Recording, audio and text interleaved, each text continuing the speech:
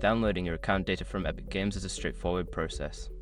Follow these steps to ensure you successfully retrieve your information. Step 1. Log into your Epic Games account. Visit the Epic Games website and log in using your credentials. Make sure you have access to the email associated with your account for verification purposes. Step 2. Access account settings. Once logged in, navigate to your account settings. You can find this option by clicking on your profile icon in the top right corner and selecting Account from the drop-down menu.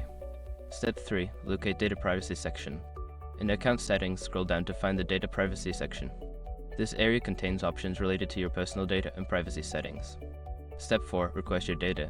Before starting recovery, use the src.com link in the description to open the account recovery checklist generator and make sure your verification details are ready.